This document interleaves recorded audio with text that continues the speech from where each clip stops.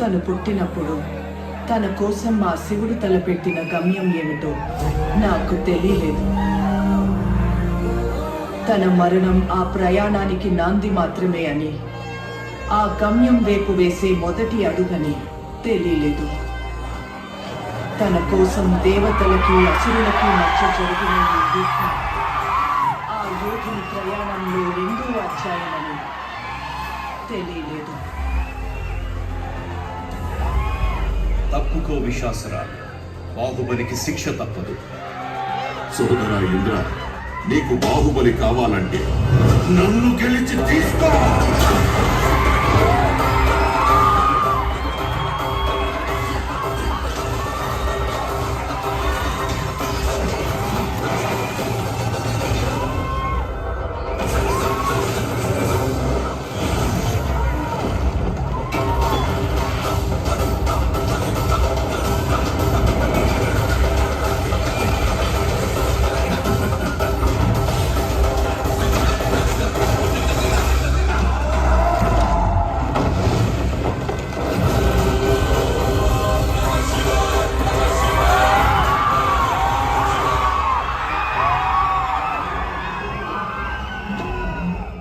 బాహుబలిని ఎవరు కాపాడతారు ఇప్పుడు?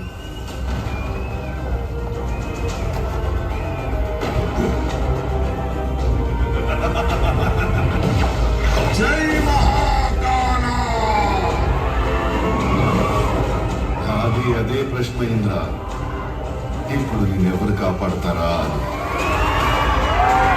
ఈ 14 లోకాల మనుగడ ఒకే ఒక మానవుడి చేతిలో. ఆ శక్తి పేరే బాహుబలి.